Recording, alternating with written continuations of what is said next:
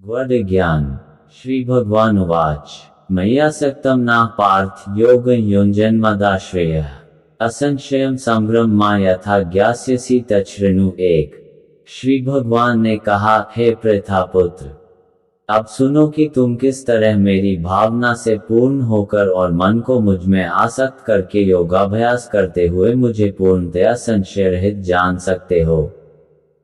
तात्पर्य: भगवद गीता के इस 7वें अध्याय में कृष्ण भावनामृत की प्रकृति का विशद वर्णन हुआ है। कृष्ण समस्त ऐश्वर्यों से पूर्ण है और वे इन्हें किस प्रकार प्रकट करते हैं, इसका वर्णन इसमें हुआ है। इसके अतिरिक्त इस अध्याय में इसका भी वर्णन है कि 4 प्रकार के भाग्यशाली व्यक्ति कृष्ण के प्रति आसक्त होते हैं और 4 प्रकार के भाग्यहीन व्यक्ति कृष्ण की शरण में कभी नहीं आते।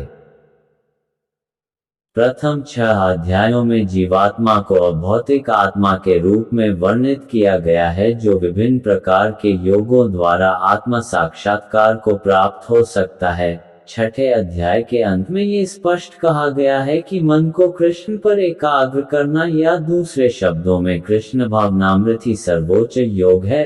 मन को कृष्ण पर एकाग्र करने से ही मनुष्य परम सत्य को पूर्णतया जान सकता है, अन्यथा नहीं। निर्विशेष ब्रह्म ज्योति या अंतर्यामी परमात्मा की अनुभूति परम सत्य का पूर्ण ज्ञान नहीं है, क्योंकि वह आंशिक होती है।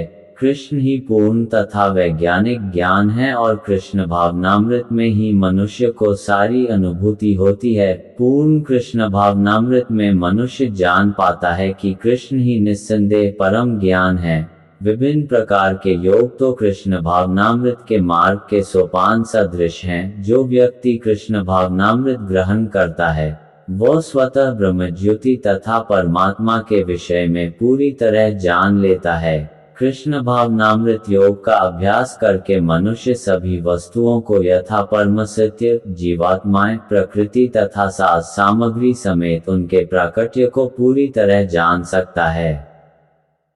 अतः मनुष्य को चाहिए कि 6ठे अध्याय के अंतिम श्लोक के अनुसार योग का अभ्यास करे। परमेश्वर कृष्ण पर ध्यान की एकाग्रता को नवधा भक्ति के द्वारा संभव बनाया जाता है, जिसमें श्रवणम अग्रणी एवं महत्वपूर्ण है। अतः भगवान अर्जुन से कहते हैं, तच्छृणु अर्थात मुझसे सुनो, कृष्ण से बढ़कर कोई प्रमाण नहीं। अतः उनसे सुनने का जिसे सौभाग्य प्राप्त होता है, वह पूर्णतया कृष्ण भावना भावित हो जाता है। अतः मनुष्य को या तो साक्षात कृष्ण से या कृष्ण के शुद्ध भक्त से सीखना चाहिए, न कि अपनी शिक्षा का अभिमान करने वाले अभक्त से। परम सत्य श्री भगवान कृष्ण को जानने की विधि का वर्णन श्रीमद् भागवत के प्रथम स्कंद के 2वें अध्याय में इस प्रकार हुआ है। शृणुता स्वक्था कृष्ण पुण्यश्रवण कीर्तनः हृदयन्तस्थो ह्यभद्राणि विधुनोति सुहृत् सताम् नष्टप्रायश भद्रेषु नित्यं भागवत सेव्या। भगवत्योत्तम श्लोके भक्तिर्भवति नैष्ठिकी तदा रजस्तमो भावा कामलोभदय शर्च्ये चेतैतर्नाविद्धं स्थित सत्त्वे प्रसीदति एवं प्रसन्नमनसो भगवद् भक्तियोगतः भगवतत्व विज्ञान मुक्त संग से जायते विद्यते हृदय ग्रंथिश्छिद्यन्ते सर्वसंशयाः क्षीयन्ते चास्य कर्माणि दृष्टेवात्मनीश्वरे। वैदिक साहित्य से श्री कृष्ण के विषय में सुनना या भगवद गीता से साक्षात उन्हीं से सुनना अपने आप में पुण्य कर्म है, और जो प्रत्येक हृदय में वास करने वाले भगवान कृष्ण के विषय में सुनता है, उसके लिए वे शुभेच्छु मित्र की भांति कार्य करते हैं, और जो भक्त निरंतर उनका श्रवण करता है, उसे वे शुद्ध कर देते हैं। इस प्रकार भक्त अपने सुप्त दिव्य ज्ञान को फिर से पा लेता है। ज्यों ज्यों वह भागवत तथा भक्तों से कृष्ण के विषय में अधिकाधिक सुनता है, त्यों त्यों वह भगवत भक्ति में स्थिर होता जाता है। भक्ति के विकसित होने पर वह रजो तथा तमो गुणों से मुक्त हो जाता है, और इस प्रकार भौतिक काम तथा लोभ कम हो जाते हैं। जब ये कल्मश दूर हो जाते हैं तो भक्त सत्वगुण में स्थिर हो जाता है, भक्ति के द्वारा स्फूर्ति प्राप्त करता है और भगवत तत्व को पूरी तरह जान लेता है। भक्ति योग भौतिक मोह की कठिन ग्रंथि को भेदता है और भक्त को असंशयम संग्रम अर्थात परम सत्य श्री भगवान को समझने की अवस्था को प्राप्त कराता है। भागवत 1:2-17-21। अतः श्री कृष्ण से या कृष्ण भावनामृत भक्तों के मुखों से सुनकर ही कृष्ण तत्व को जाना जा सकता है। ज्ञानते सविज्ञानमिदं वक्ष्याम्य शेषतः यज्ञात्वा ने भूयोन्यज्ञातव्यम वशिष्यते 2। अब मैं तुमसे पूर्ण रूप से व्यवहारिक तथा दिव्य ज्ञान कहूंगा, इसे जान लेने पर तुम्हें जानने के लिए और कुछ भी शेष नहीं रहेगा। तात्पर्य: पूर्ण ज्ञान में प्रत्यक्ष जगत, इसके पीछे काम करने वाला आत्मा तथा इन दोनों के उद्गम सम्मिलित हैं। ये दिव्य ज्ञान है। भगवान उपर्युक्त ज्ञान पद्धति बताना चाहते हैं, क्योंकि अर्जुन उनका विश्वस्त भक्त तथा मित्र है। चतुर्थ अध्याय के प्रारंभ में इसकी व्याख्या भगवान कृष्ण ने की और उसी की पुष्टि यहाँ पर हो रही है। भगवत भक्त द्वारा पूर्ण ज्ञान का लाभ भगवान से प्रारंभ होने वाली गुरु परंपरा से ही किया जा सकता है। अतः मनुष्य को इतना बुद्धिमान तो होना ही चाहिए कि वह समस्त ज्ञान के उद्गम को जान सके, जो समस्त कारणों के कारण है और समस्त योगों में ध्यान का एकमात्र लक्ष्य है। जब समस्त कारणों के कारण का पता चल जाता है, तो सभी ज्ञेय वस्तुएं ज्ञात हो जाती हैं और कुछ भी अज्ञेय नहीं रह जाता। वेदों का मुंडक उपनिषद 1:3 कहना है, कस्मिन् भगवो विज्ञाते सर्वमिदं विज्ञात भवति मनुष्याणां सहस्रेषु कश्चिद्यतति सिद्धये यत्तांपि सिद्धानां कश्चिन्मा वेत्ति तत्वतः 3। कई हजार मनुष्यों में से कोई एक सिद्धि के लिए प्रयत्नशील होता है और इस तरह सिद्धि प्राप्त करने वालों में से विरला ही कोई मुझे वास्तव में जान पाता है। तात्पर्य: मनुष्यों की विभिन्न कोटियां हैं और हजारों मनुष्यों में से शायद विरला मनुष्य ही यह जानने में रुचि रखता है कि आत्मा क्या है,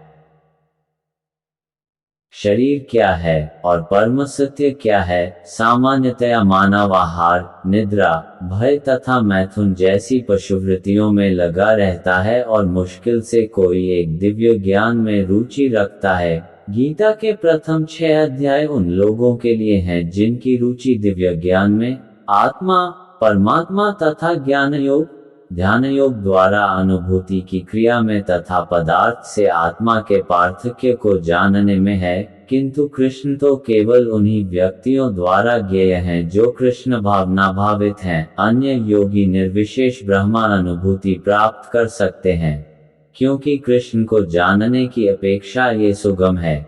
कृष्ण परम पुरुष हैं, किंतु साथ ही वे ब्रह्म तथा परमात्मा ज्ञान से परे हैं।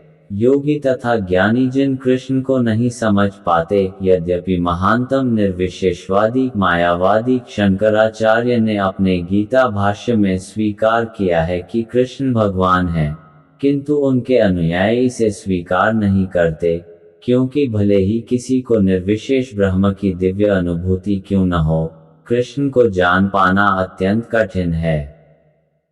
कृष्ण भगवान समस्त कारणों के कारण आदि पुरुष गोविंद हैं। ईश्वर परम कृष्ण सच्चिदानंद विग्रह अनादिरादिर गोविंद सर्व कारण कारणम। अभक्तों के लिए उन्हें जान पाना अत्यंत कठिन है। यद्यपि अभक्तगण ये घोषित करते हैं कि भक्ति का मार्ग सुगम है, किंतु वे इस पर चलते नहीं। यदि भक्ति मार्ग इतना सुगम है जितना अभक्तगण कहते हैं, तो फिर वे कठिन मार्ग को क्यों ग्रहण करते हैं? वास्तव में भक्ति मार्ग सुगम नहीं है। भक्ति के ज्ञान में हीन अंधकारी लोगों द्वारा ग्रहण किया जाने वाला तथाकथित भक्ति मार्ग भले ही सुगम हो, किंतु जब विधि विधानों के अनुसार दृढ़तापूर्वक इसका अभ्यास किया जाता है तो मीमांसक तथा दार्शनिक इस मार्ग से च्युत हो जाते हैं। श्री रूप गोस्वामी अपनी कृति भक्तिरसामृत सिंधु में 1:2-101 लिखते हैं, श्रुति स्मृति पुराणादि पंचरात्र विधि विना एकांतिकी हरेर भक्तिरुत्पाताएव कल्पते। वह भगवत भक्ति जो उपनिषदों, पुराणों तथा नारद पंचरात्र जैसे प्रामाणिक वैदिक ग्रंथों की अवहेलना करती है, समाज में व्यर्थ ही अव्यवस्था फैलाने वाली है। ब्रह्मवेत्ता निर्विशेषवादी या परमात्मावेत्ता योगी भगवान श्री कृष्ण को यशोदा नंदन या पार्थसारथी के रूप में कभी नहीं समझ सकते। कभी कभी बड़े बड़े देवता भी कृष्ण के विषय में भ्रमित हो जाते हैं। मुह्यंति यत्सूर्यः मातु वेद न कश्चन। भगवान कहते हैं कि कोई भी मुझे उस रूप में तत्वतः नहीं जानता जैसा मैं हूँ, और यदि कोई जानता है स महात्मा सुदुर्लभ, तो ऐसा महात्मा विरला होता है। अतः भगवान की भक्ति किए बिना कोई भगवान को तत्वतः नहीं जान पाता, भले ही वह महान विद्वान या दार्शनिक क्यों न हो। केवल शुद्ध भक्त ही कृष्ण के अचिंत्य गुणों को सब कारणों के कारण रूप में उनकी सर्वशक्तिमत्ता तथा ऐश्वर्य, उनकी संपत्ति, यश, बल, सौंदर्य, ज्ञान तथा वैराग्य के विषय में कुछ कुछ जान सकता है, क्योंकि कृष्ण अपने भक्तों पर दयालु होते हैं। ब्रह्म साक्षात्कार की वे पराकाष्ठा हैं और केवल भक्तगण ही उन्हें तत्वतः जान सकते हैं। अतएव भक्तिरसामृत सिंधु में 234 कहा गया है। अतः श्री कृष्ण नामादि न भवेद ग्राह्यम इंद्रियैः सेवोन्मुखे ही जिह्वादौ स्वयमेव स्फुरत्यदः। कुंठित इंद्रियों के द्वारा कृष्ण को तत्वतः नहीं समझा जा सकता, किंतु भक्तों द्वारा की गई अपनी दिव्य सेवा से प्रसन्न होकर वे भक्तों को आत्मतत्व प्रकाशित करते हैं। भूमिरापोन्लो वायु खम मनो बुद्धिरेव च अहंकार इत्ययं में भिन्ना प्रकृतिरष्टा चार: पृथ्वी, जल, अग्नि, वायु, आकाश, मन, बुद्धि तथा अहंकार, ये 8 प्रकार से विभक्त मेरी भिन्न अपर प्रकृतियां हैं। तात्पर्य: ईश्वर विज्ञान भगवान की स्वाभाविक स्थिति तथा उनकी विविध शक्तियों का विश्लेषण है। भगवान के विभिन्न पुरुष अवतारों विस्तारों की शक्ति को प्रकृति कहा जाता है, जैसा कि सात्वतंत्र में उल्लेख मिलता है। विष्णोस्तु त्रीणि रूपाणि पुरुषाख्यान्यथो विदुः एकं तु महतः सृष्टि, द्वितीयं त्वंडसंस्थितम्, तृतीयं सर्वभूतस्थानि ज्ञात्वा विमुच्यते। सृष्टि के लिए भगवान कृष्ण का स्वांश 3 विष्णुओं का रूप धारण करता है। पहले महाविष्णु हैं, जो संपूर्ण भौतिक शक्ति महत्त्व को उत्पन्न करते हैं। द्वितीय गर्भोत्कर्षाय विष्णु हैं, जो समस्त ब्रह्मांडों में प्रविष्ट होकर उनमें विविधता उत्पन्न करते हैं। तृतीय क्षीरोत्कर्षाय विष्णु हैं, जो समस्त ब्रह्मांडों में सर्वव्यापी परमात्मा के रूप में फैले हुए हैं और परमात्मा कहलाते हैं। वे प्रत्येक परमाणु तक के भीतर उपस्थित हैं। जो भी इन तीनों विष्णु रूपों को जानता है, वह भवबंधन से मुक्त हो सकता है। ये भौतिक जगत भगवान की शक्तियों में से एक का क्षणिक प्राकट्य है। इस जगत की सारी क्रियाएं भगवान कृष्ण के इन तीनों विष्णु अंशों द्वारा निर्देशित हैं। ये पुरुष अवतार कहलाते हैं। सामान्य रूप से जो व्यक्ति ईश्वर तत्व कृष्ण को नहीं जानता, वह यह मान लेता है कि यह संसार जीवों के भोग के लिए है और सारे जीव पुरुष हैं, भौतिक शक्ति के कारण नियंता तथा भोक्ता हैं। भगवद गीता के अनुसार यह नास्तिक निष्कर्ष झूठा है। प्रस्तुत श्लोक में कृष्ण को इस जगत का आदि कारण माना गया है। श्रीमद् भागवत में भी इसकी पुष्टि होती है। भगवान की पृथक पृथक शक्तियां इस भौतिक जगत के घटक हैं। यहाँ तक कि निर्विशेषवादियों का चरमलक्ष्य ब्रह्मज्योति भी एक आध्यात्मिक शक्ति है, जो पव्योम में प्रकट होती है। ब्रह्मज्योति में वैसी भिन्नताएं नहीं जैसी कि वैकुंठलोकों में हैं। फिर भी निर्विशेषवादी इस ब्रह्मज्योति को चरम शाश्वत लक्ष्य स्वीकार करते हैं। परमात्मा की अभिव्यक्ति भी क्षीरोत्कर्षाय विष्णु का एक क्षणिक सर्वव्यापी पक्ष है। आध्यात्मिक जगत में परमात्मा की अभिव्यक्ति शाश्वत नहीं होती, अतः यथार्थ परम सत्य तो श्री भगवान कृष्ण हैं। वे पूर्ण शक्तिमान पुरुष हैं और उनकी नाना प्रकार की भिन्न तथा अंतरंगा शक्तियां होती हैं। जैसा कि ऊपर कहा जा चुका है, भौतिक शक्ति 8 प्रधान रूपों में व्यक्त होती है। इनमें से प्रथम 5 पृथ्वी,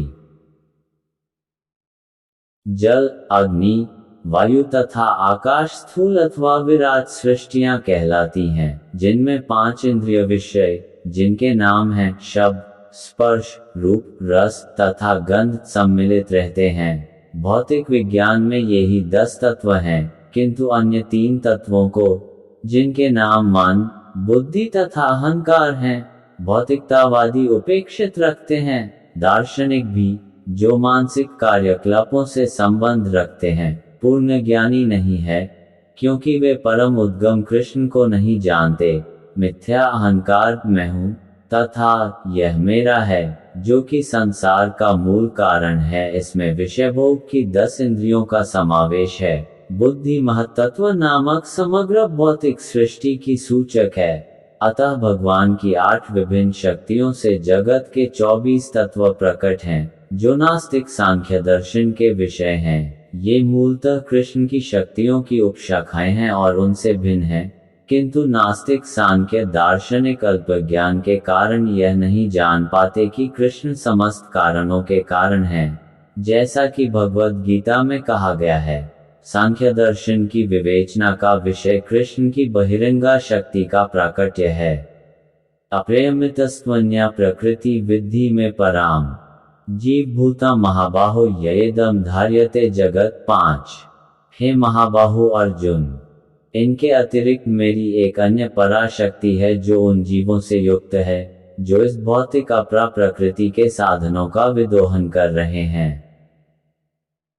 तात्पर्य, इस श्लोक में स्पष्ट कहा गया है कि जीव परमेश्वर की परा प्रकृति शक्ति है। अपरा शक्ति तो पृथ्वी, जल, अग्नि, वायु, आकाश, मन, बुद्धि तथा अहंकार जैसे विभिन्न तत्वों के रूप में प्रकट होती है। भौतिक प्रकृति के ये दोनों रूप स्थूल पृथ्वी आदि तथा सूक्ष्म मन आदि अपरा शक्ति के ही प्रतिफल हैं। जीव जो अपने विभिन्न कार्यों के लिए अपरा शक्तियों का विदोहन करता रहता है, स्वयं परमेश्वर की पराशक्ति है और यह वही शक्ति है जिसके कारण संसार कार्यशील है। इस दृश्य जगत में कार्य करने की तब तक शक्ति नहीं आती, जब तक पराशक्ति अर्थात जीव द्वारा ये गतिशील नहीं बनाया जाता। शक्ति का नियंत्रण सदैव शक्तिमान करता है, अतः जीव सदैव भगवान द्वारा नियंत्रित होते हैं। जीवों का अपना कोई स्वतंत्र अस्तित्व नहीं है, वे कभी भी समशक्तिमान नहीं, जैसा कि बुद्धिहीन मनुष्य सोचते हैं। श्रीमद् भागवत में 10:87-30 जीव तथा भगवान के अंतर को इस प्रकार बताया गया है। अप्रेमिता ध्रुवास्तनुभूतो यदि सर्वक्ता स्तर्हि न शास्यतेति नियमो ध्रुव नेतर्था अजनी चयन्मयम तद्विमुच्य नियंत्र भवेत् सम्मनुजानता यद्मतम मत दृष्टतया। हे परम शाश्वत, यदि सारे देहधारी जीव आप ही की तरह शाश्वत एवं सर्वव्यापी होते तो वे आपके नियंत्रण में न होते, किंतु यदि जीवों को आपकी सूक्ष्म शक्ति के रूप में मान लिया जाए तब तो वे सभी आपके परम नियंत्रण में आ जाते हैं। अतः वास्तविक मुक्ति तो आपकी शरण में जाना है और इस शरणागति से वे सुखी होंगे, उस स्वरूप में ही वे नियंता बन सकते हैं। अतः अल्पज्ञ पुरुष जो अद्वैतवाद के पक्षधर हैं और इस सिद्धांत का प्रचार करते हैं कि भगवान और जीव सभी प्रकार से एक दूसरे के समान हैं, वास्तव में वे प्रदूषित मत द्वारा निर्देशित होते हैं। परमेश्वर कृष्ण ही एकमात्र नियंता हैं और सारे जीव उन्हीं के द्वारा नियंत्रित हैं। सारे जीव उनकी पराशक्ति हैं, क्योंकि उनके गुण परमेश्वर के समान हैं, किंतु वे शक्ति की मात्रा के विषय में कभी भी समान नहीं है। अतुल तथा सूक्ष्म अपराशक्ति का उपभोग करते हुए पराशक्ति जीव को अपने वास्तविक मन तथा बुद्धि की विस्मृति हो जाती है। इस विस्मृति का कारण जीव पर जड़ प्रकृति का प्रभाव है, किंतु जब जीव माया के बंधन से मुक्त हो जाता है तो उसे मुक्ति पद प्राप्त होता है। माया के प्रभाव में आकर अहंकार सोचता है मैं ही पदार्थ हूँ और सारी भौतिक उपलब्धि मेरी है। जब वह सारे भौतिक विचारों से, जिनमें भगवान के साथ तादात्म्य भी सम्मिलित है, मुक्त हो जाता है तो उसे वास्तविक स्थिति प्राप्त होती है। अतः ये निष्कर्ष निकाला जा सकता है कि गीता जीव को कृष्ण की अनेक शक्तियों में से एक मानती है, और जब ये शक्ति भौतिक कल्मश से मुक्त हो जाती है तो ये पूर्णतया कृष्ण भावना भावित या बंधन मुक्त हो जाती है। एतद्योनीनि भूतानि सर्वाणीत्युपाधार्य अहं कृत्स्नस्य जगतः प्रभवः प्रलयस्तथा 6। सारे प्राणियों का उद्गम इन दोनों शक्तियों में है। इस जगत में जो कुछ भी भौतिक तथा आध्यात्मिक है उसकी उत्पत्ति तथा प्रलय मुझे ही जानो। तात्पर्य, जितनी वस्तुएं विद्यमान हैं वे पदार्थ तथा आत्मा के प्रतिफल हैं। आत्मा सृष्टि का मूल क्षेत्र है और पदार्थ आत्मा द्वारा उत्पन्न किया जाता है। भौतिक विकास की किसी भी अवस्था में आत्मा की उत्पत्ति नहीं होती,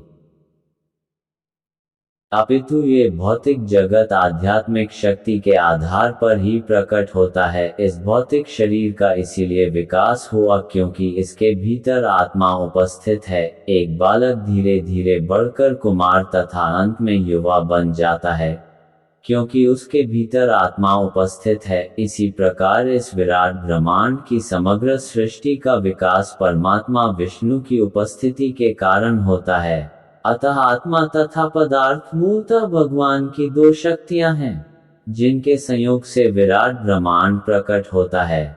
अतः भगवान ही सभी वस्तुओं के आदि कारण हैं। भगवान का अंश रूप जीवात्मा भले ही किसी गगनचुंबी प्रासाद या किसी महान कारखाने या किसी महानगर का निर्माता हो सकता है, किंतु वह विराट ब्रह्मांड का कारण नहीं हो सकता। इस विराट ब्रह्मांड का सृष्टा भी विराट आत्मा या परमात्मा है, और परमेश्वर कृष्ण विराट तथा लघु दोनों ही आत्माओं के कारण हैं। अतः वे समस्त कारणों के कारण है। इसकी पुष्टि कठोपनिषद में 2:13 हुई है। नित्यो नित्याना चेतनश्चेतनानाम मत्तः परतर नान्यत् किंचिदस्ति धनंजय मयि सर्वमिदं प्रोतं सूत्रे मणिगणा इव 7। हे धनंजय, मुझसे श्रेष्ठ कोई सत्य नहीं है। जिस प्रकार मोती धागे में गुंथे रहते हैं उसी प्रकार सब कुछ मुझ पर ही आश्रित है। तात्पर्य, परम सत्य साकार है या निराकार, इस पर सामान्य विवाद चलता है। जहाँ तक भगवद गीता का प्रश्न है, परम सत्य तो श्री भगवान श्री कृष्ण है और इसकी पुष्टि पद पद पर होती है। इस श्लोक में विशेष रूप से बल है कि परम सत्य पुरुष रूप है इस बात की कि भगवान ही परम सत्य हैं। ब्रह्म संहिता में भी पुष्टि हुई है। ईश्वर परम कृष्ण सच्चिदानंद विग्रह परम सत्य श्री भगवान कृष्ण ही हैं, जो आदि पुरुष हैं, समस्त आनंद के आगार गोविंद हैं और वे सच्चिदानंद स्वरूप हैं। ये सब प्रमाण निर्विवाद रूप से प्रमाणित करते हैं कि परम सत्य पुरुष हैं जो समस्त कारणों का कारण है। फिर भी निरीश्वरवादी श्वेताश्वतर उपनिषद में 3:10 उपलब्ध वैदिक मंत्र के आधार पर तर्क देते हैं। ततो यदुतरतर तदरूपमनाम्यम यैतद्विदुरमृतास्ते भवन्त्यथेत्रे दुःखमेवाप्यन्ति। भौतिक जगत में ब्रह्मांड के आदि जीव ब्रह्मा को देवताओं, मनुष्यों तथा निम्न प्राणियों में सर्वश्रेष्ठ माना जाता है, किंतु ब्रह्मा के परे एक इंद्रियातीत ब्रह्म है जिसका कोई भौतिक स्वरूप नहीं होता और वो समस्त भौतिक कल्मश से रहित होता है। जो व्यक्ति उसे जान लेता है वह भी दिव्य बन जाता है, किंतु जो उसे नहीं जान पाते वे सांसारिक दुखों को भोगते रहते हैं।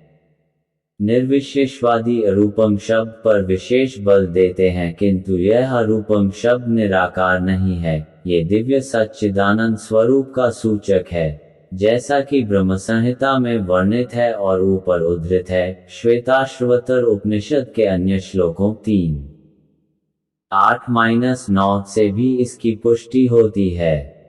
वेदामेतं पुरुषं महान्तमादित्य वर्ण तमसः परस्तात् तमेव विद्वानति मृत्युमति नान्यः पंथा विद्यते यनाय यस्मात् पर नापरमस्ति किंचिद यस्मान्नान्यो नो ज्यायोति किंचित। वृक्षिव स्तब्धो दिवि तिष्ठत्य कस्तेनेदं पूर्ण पुरुषेण सर्वम्। मैं उन भगवान को जानता हूँ जो अंधकार की समस्त भौतिक अनुभूतियों से परे हैं। उनको जानने वाला ही जन्म तथा मृत्यु के बंधन का उल्लंघन कर सकता है। उस परम पुरुष के इस ज्ञान के अतिरिक्त मोक्ष का कोई अन्य साधन नहीं है। उन परम पुरुष से बढ़कर कोई सत्य नहीं, क्योंकि वे श्रेष्ठतम हैं। वे सूक्ष्म से भी सूक्ष्मतर हैं और महान से भी महानतर हैं। वे मूक वृक्ष के समान स्थित हैं और दिव्य आकाश को प्रकाशित करते हैं। जिस प्रकार वृक्ष अपनी जड़ें फैलाता है, ये भी अपनी विस्तृत शक्तियों का प्रसार करते हैं। इस श्लोकों से निष्कर्ष निकलता है कि परम सत्य ही श्री भगवान हैं, जो अपनी विविध परा अपरा शक्तियों के द्वारा सर्वव्यापी हैं। रसोहम सु कौन्तेय प्रभास्मि सूर्ययो प्रणव सर्ववेदेषु शब्दः के पौरुषं ऋषु 8। हे कुंती पुत्र, मैं जल का स्वाद हूँ, सूर्य तथा चंद्रमा का प्रकाश हूँ, वैदिक मंत्रों में ओंकार हूँ, आकाश में ध्वनि हूँ तथा मनुष्य में सामर्थ्य हूँ। तात्पर्य: ये श्लोक बताता है कि भगवान किस प्रकार अपनी विविध परा तथा अपरा शक्तियों द्वारा सर्वव्यापी हैं। परमेश्वर की प्रारंभिक अनुभूति उनकी विभिन्न शक्तियों द्वारा हो सकती है और इस प्रकार उनका निराकार रूप में अनुभव होता है। जिस प्रकार सूर्य देवता एक पुरुष है और सर्वव्यापी शक्ति सूर्य प्रकाश द्वारा अनुभव किया जाता है, उसी प्रकार भगवान अपने धाम में रहते हुए भी अपनी सर्वव्यापी शक्तियों द्वारा अनुभव किए जाते हैं। जल का स्वाद जल का मूलभूत गुण है। कोई भी व्यक्ति समुद्र का जल नहीं पीना चाहता, क्योंकि इसमें शुद्ध जल के स्वाद के साथ साथ नमक मिला रहता है। जल के प्रति आकर्षण का कारण स्वाद की शुद्धि है और यह शुद्ध स्वाद भगवान की शक्तियों में से एक है। निर्विशेषवादी व्यक्ति जल में भगवान की उपस्थिति जल के स्वाद के कारण अनुभव करता है और सगुणवादी भगवान का गुणगान करता है, क्योंकि वे प्यास बुझाने के लिए सुस्वादु जल प्रदान करते हैं। परमेश्वर को अनुभव करने की यही विधि है। व्यवहारतः सगुणवाद तथा निर्विशेषवाद में कोई मतभेद नहीं है। जो ईश्वर को जानता है वह ये भी जानता है कि प्रत्येक वस्तु में एक साथ सगुण बोध तथा निर्गुण बोध निहित होता है और इनमें कोई विरोध नहीं है। अतः भगवान चैतन्य ने अपना शुद्ध सिद्धांत प्रतिपादित किया, जो अचिंत्य भेदाभेद तत्व कहलाता है। सूर्य तथा चंद्रमा का प्रकाश भी मूलतः ब्रह्मज्योति से निकलता है, जो भगवान का निर्विशेष प्रकाश है। प्रणव या ओंकार प्रत्येक वैदिक मंत्र के प्रारंभ में भगवान को संबोधित करने के लिए प्रयुक्त दिव्य ध्वनि है। चूंकि निर्विशेषवादी परमेश्वर कृष्ण को उनके असंख्य नामों के द्वारा पुकारने से भयभीत रहते हैं, अतः वे ओंकार का उच्चारण करते हैं, किंतु उन्हें इसकी तनिक भी अनुभूति नहीं होती कि ओंकार कृष्ण का शब्द स्वरूप है। कृष्ण भावनामृत का क्षेत्र व्यापक है और जो इस भावनामृत को जानता है वह धन्य है। जो कृष्ण को नहीं जानते वे मोहग्रस्त रहते हैं। अतः कृष्ण का ज्ञान मुक्ति है और उनके प्रति अज्ञान बंधन है।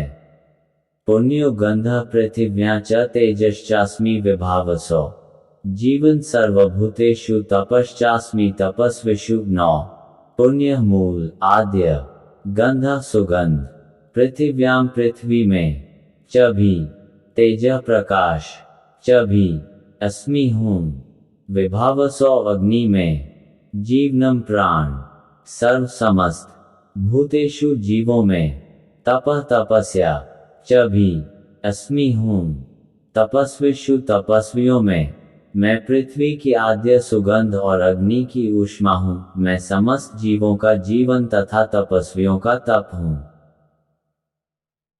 तात्पर्य: पुण्य का अर्थ है जिसमें विकार न हो। अतः आद्य इस जगत में प्रत्येक वस्तु में कोई न कोई सुगंध होती है।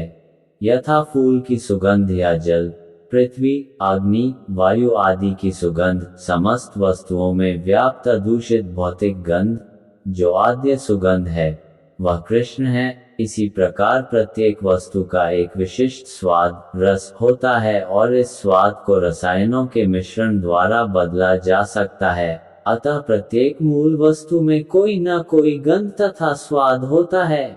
विभावसु का अर्थ अग्नि है। अग्नि के बिना न तो फैक्ट्री चल सकती है, न भोजन पक सकता है। यह अग्नि कृष्ण है। अग्नि का तेज ऊष्मा भी कृष्ण ही है।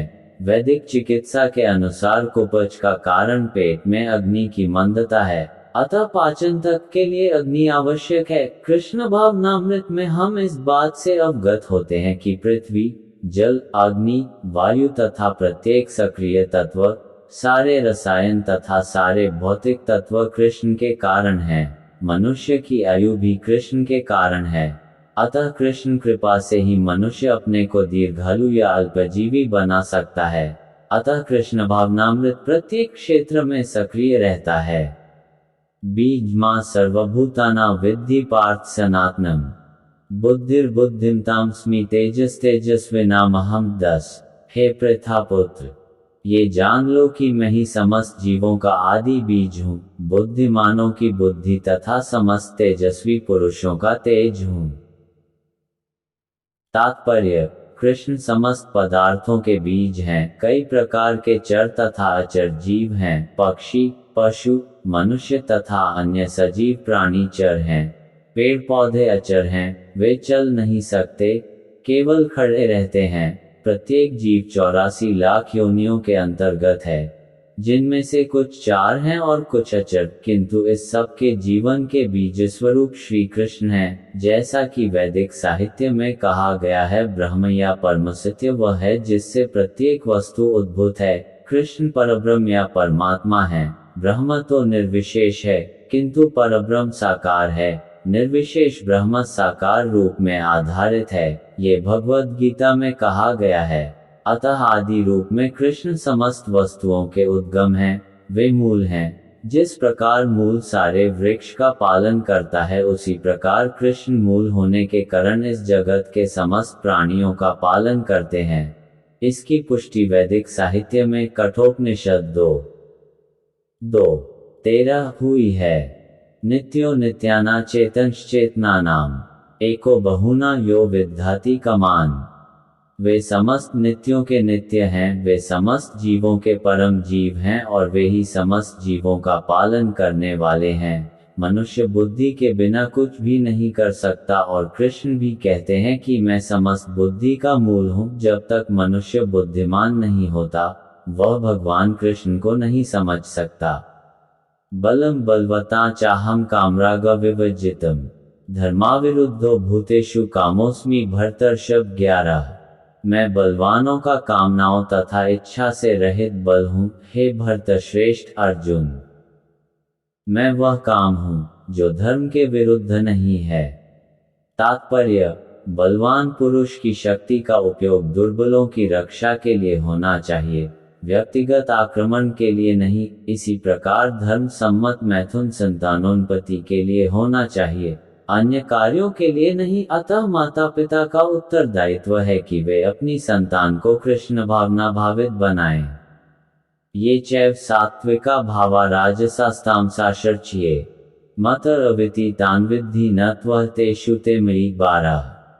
तुम जान लो कि मेरी शक्ति द्वारा सारे गुण प्रकट होते हैं, चाहे वे सतोगुण हो, रजोगुण हो या तमोगुण हो। एक प्रकार से मैं सब कुछ हूँ, किंतु हूँ स्वतंत्र। मैं प्रकृति के गुणों के अधीन नहीं हूँ, अपितु वे मेरे अधीन हैं। तात्पर्य: संसार के सारे भौतिक कार्यकलाप प्रकृति के गुणों के अधीन संपन्न होते हैं। यद्यपि प्रकृति के गुण परमेश्वर कृष्ण से उद्भूत हैं, किंतु भगवान उनके अधीन नहीं होते। उदाहरणार्थ, राज्य के नियमानुसार कोई दंडित हो सकता है, किंतु नियम बनाने वाला राजा उस नियम के अधीन नहीं होता। इसी प्रकार प्रकृति के सभी गुण सतो, रजो तथा तमोगुण भगवान कृष्ण से उद्भूत हैं, किंतु कृष्ण प्रकृति के अधीन नहीं हैं, इसीलिए वे निर्गुण हैं। जिसका तात्पर्य है कि सभी गुण उनसे उद्भूत हैं, किंतु ये उन्हें प्रभावित नहीं करते। ये भगवान का विशेष लक्षण है। त्रिभिर्गुणमर्भावैर्भिः सर्वमिदं जगत् मोहित नाभिजानाति मामेभ्यः परमव्ययम् 13। तीन गुणों सतो, रजो तथा तमो के द्वारा मोहग्रस्त यह सारा संसार मुझ गुणातीत तथा अविनाशी को नहीं जानता।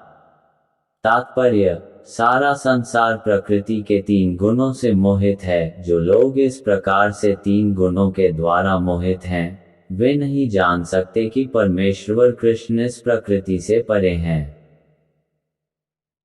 प्रत्येक जीव को प्रकृति के वशीभूत होकर एक विशेष प्रकार का शरीर मिलता है और तदनुसार उसे एक विशेष मनोवैज्ञानिक, मानसिक तथा शारीरिक कार्य करना होता है।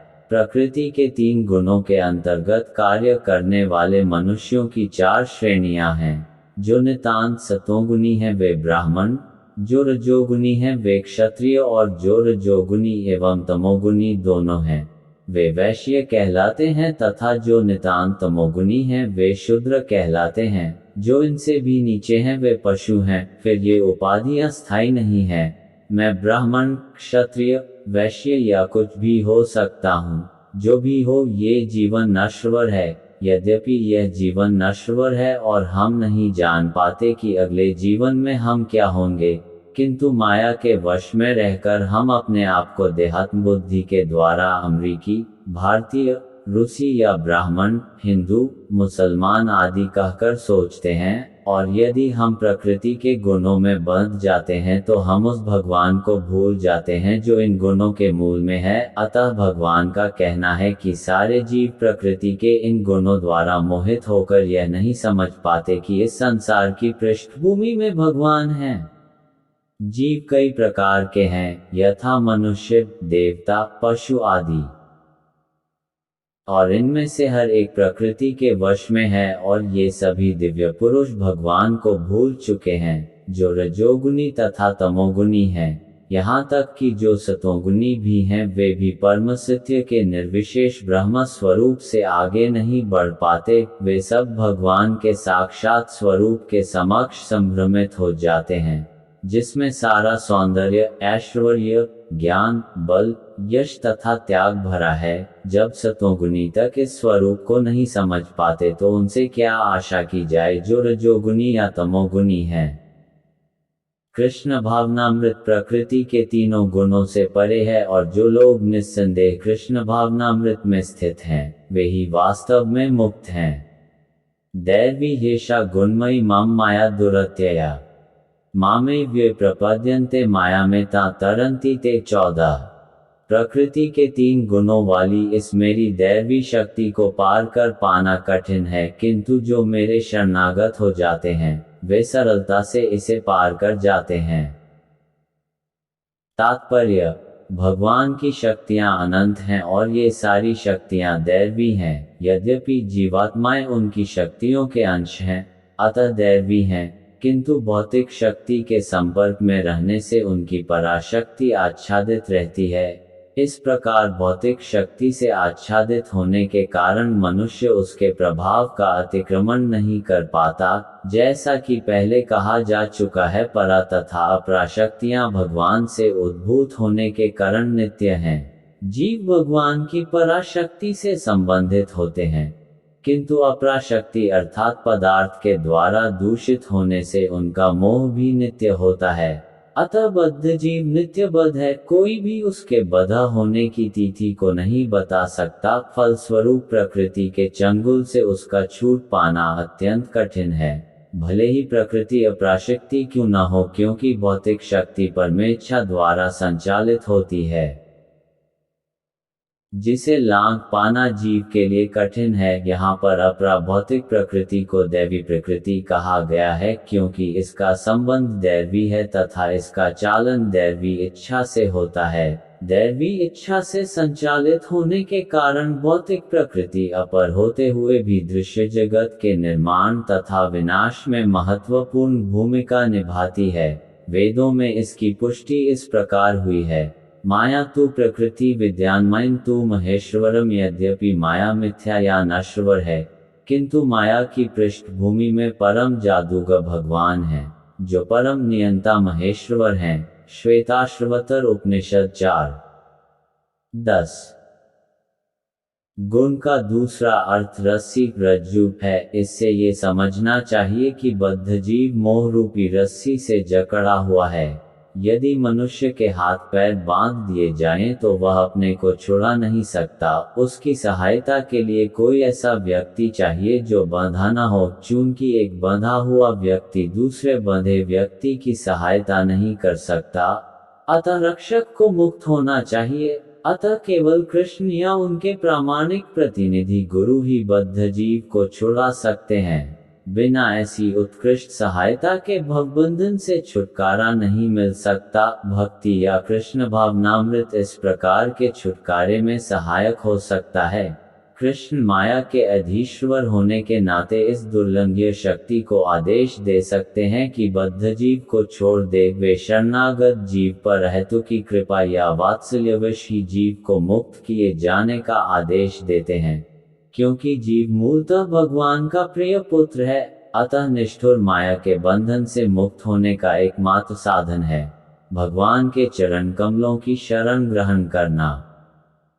मामेव पद भी अत्यंत सार्थक है। माम का अर्थ है एकमात्र कृष्ण विष्णु को, ब्रह्म या शिव को नहीं। यद्यपि ब्रह्मा तथा शिव अत्यंत महान हैं और प्रायः विष्णु के ही समान हैं, किंतु ऐसे रजोगुण तथा तमोगुण के अवतारों के लिए संभव नहीं कि वे बद्ध जीव को माया के चंगुल से छुड़ा सके। दूसरे शब्दों में, ब्रह्मा तथा शिव दोनों ही माया के वश में रहते हैं, केवल विष्णु माया के स्वामी हैं। अतः वे ही बद्ध जीव को मुक्त कर सकते हैं। वेदों में श्वेताश्वतर उपनिषद 3:8 इसकी पुष्टि तमेव विदित्वा के द्वारा हुई है, जिसका अर्थ है कृष्ण को जान लेने पर ही मुक्ति संभव है। शिव जी भी पुष्टि करते हैं कि केवल विष्णु कृपा से मुक्ति प्राप्त की जा सकती है। मुक्ति प्रदाता सर्वेषां विष्णुरेव न संशय, अर्थात इसमें संदेह नहीं कि विष्णु ही सबों के मुक्तिदाता हैं। न मा दुष्कृतिनो मूढ़ाः प्रपद्यन्ते नराधमाः माया पृतज्ञाना आसुर भावमाश्रिताः 15 जो निपट मूर्ख है, जो मनुष्यों में अधम हैं, जिनका ज्ञान माया द्वारा हर लिया गया है तथा जो असुरों की नास्तिक प्रकृति को धारण करने वाले हैं, ऐसे दुष्ट मेरी शरण ग्रहण नहीं करते।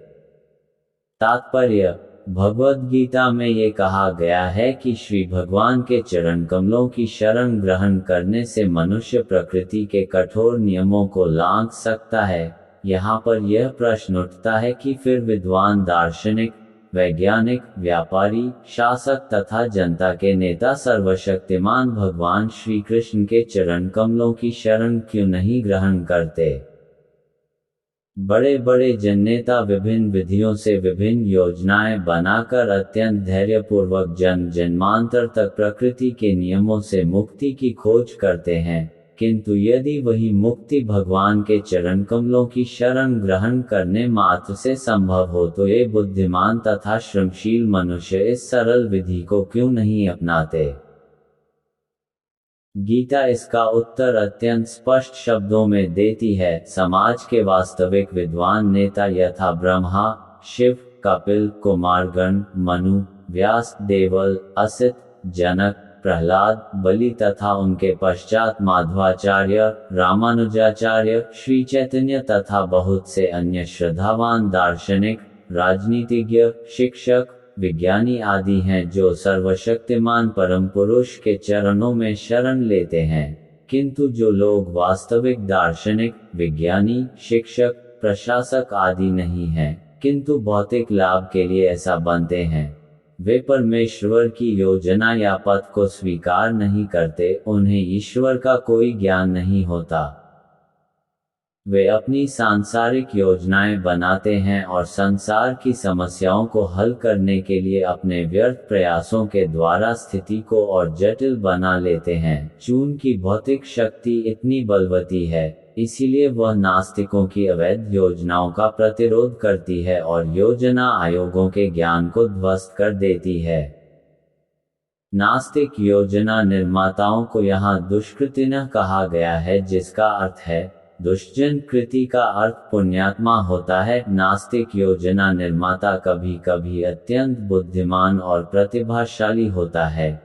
क्योंकि किसी भी विराट योजना के लिए, चाहे वह अच्छी हो या बुरी, बुद्धि की आवश्यकता होती है।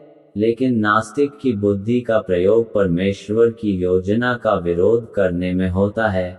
इसीलिए नास्तिक योजना निर्माता दुष्कृति कहलाता है, जिससे सूचित होता है कि उसकी बुद्धि तथा प्रयास उल्टी दिशा की ओर होते हैं।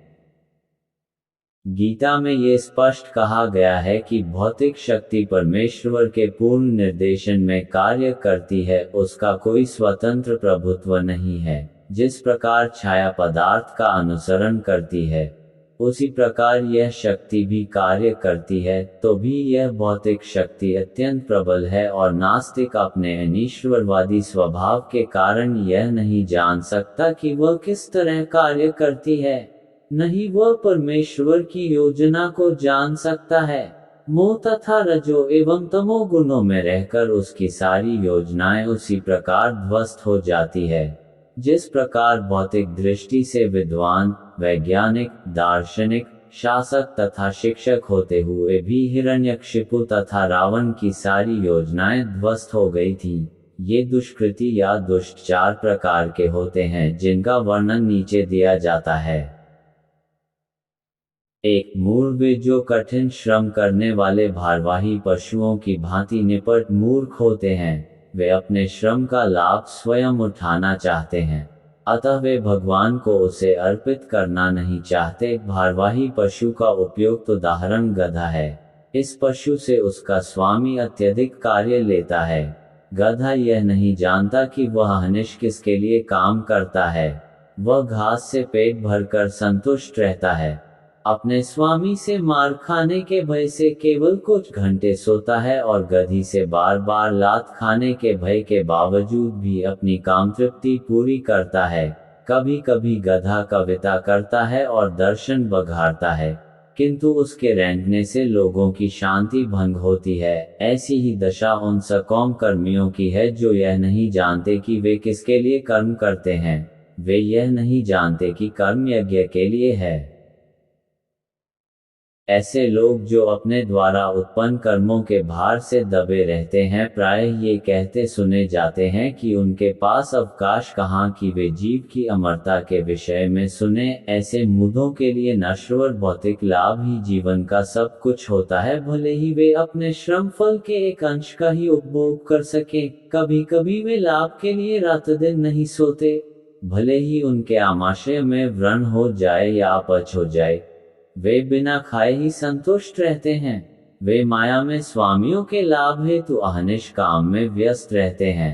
अपने असली स्वामी से अनभिज्ञ रहकर ये मूर्ख कर्मी माया की सेवा में व्यर्थ ही अपना समय गंवाते हैं। दुर्भाग्य तो यह है कि वे कभी भी स्वामियों के परम स्वामी की शरण में नहीं जाते, नहीं वे सही व्यक्ति से उसके विषय में सुनने में कोई समय लगाते हैं। जो सूख विष्ठा खाता है वह चीनी तथा घी से बनी मिठाइयों की परवाह नहीं करता। उसी प्रकार मूर्ख कर्मी इस नश्वर जगत की इंद्रियों को सुख देने वाले समाचारों को निरंतर सुनता रहता है, किंतु संसार को गतिशील बनाने वाली शाश्वत जीवित शक्ति प्राण के विषय में सुनने में तनिक भी समय नहीं लगाता।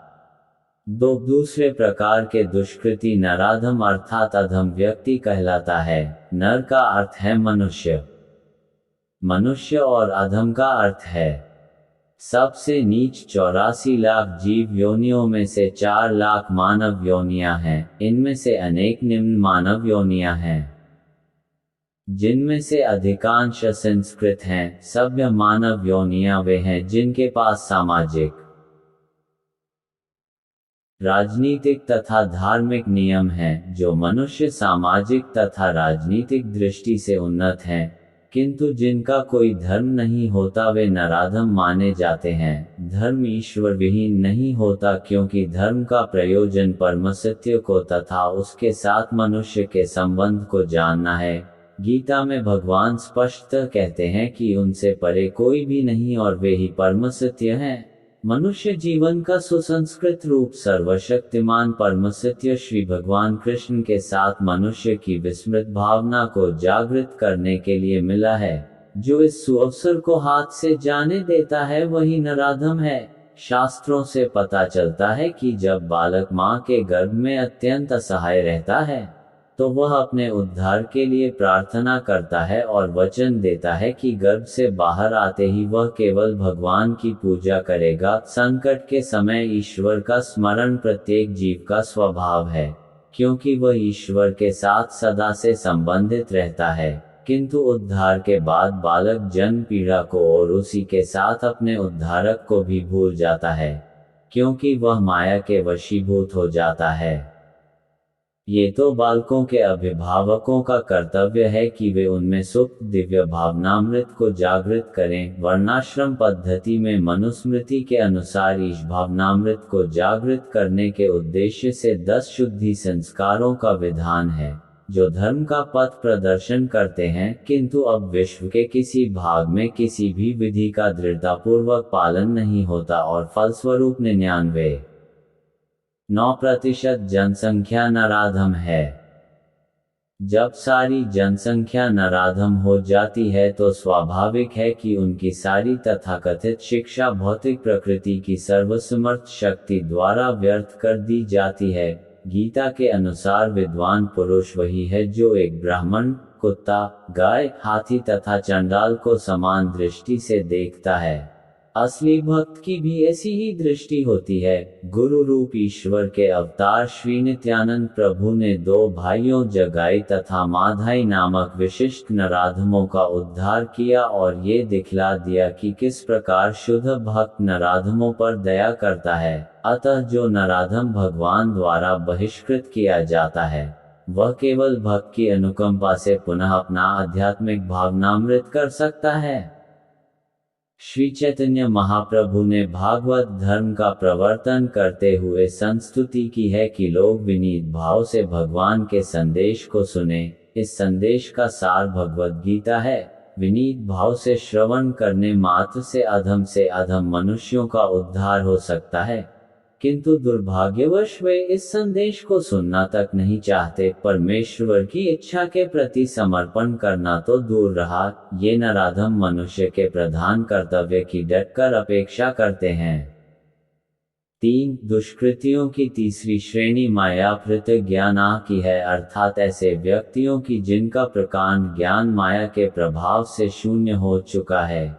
ये अधिकांशतः बुद्धिमान व्यक्ति होते हैं, यथा महान दार्शनिक, कवि, साहित्यकार, वैज्ञानिक आदि, किंतु माया इन्हें भ्रांत कर देती है, जिसके कारण ये परमेश्वर की अवज्ञा करते हैं।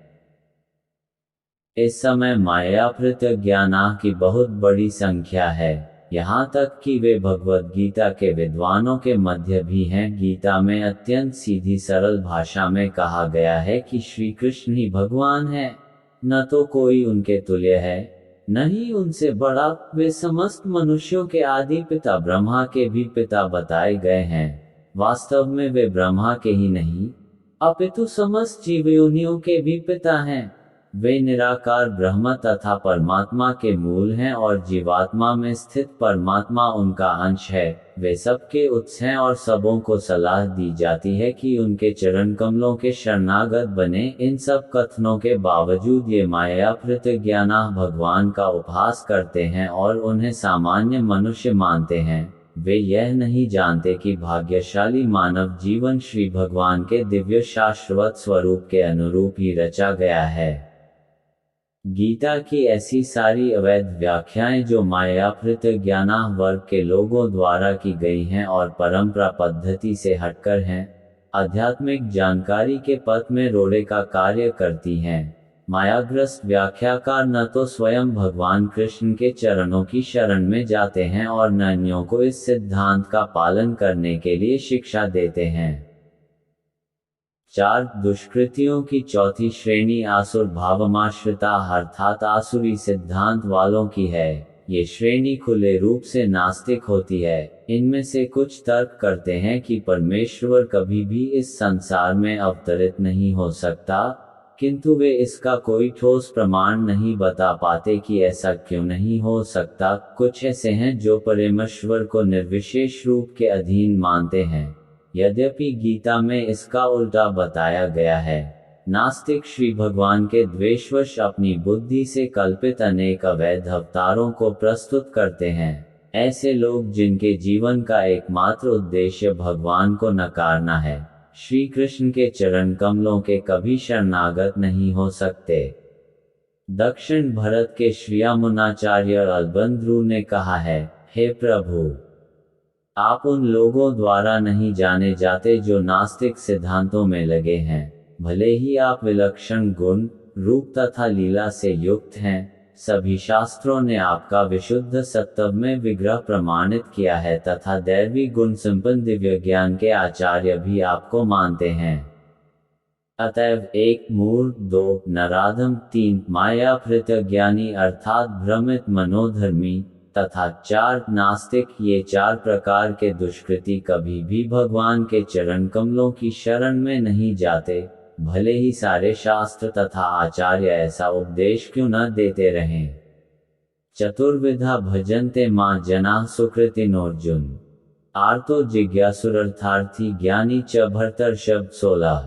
हे भर्त श्रेष्ठ, 4 प्रकार के पुण्यात्मा मेरी सेवा करते हैं, आर्त, जिज्ञासु, अर्थार्थी तथा ज्ञानी।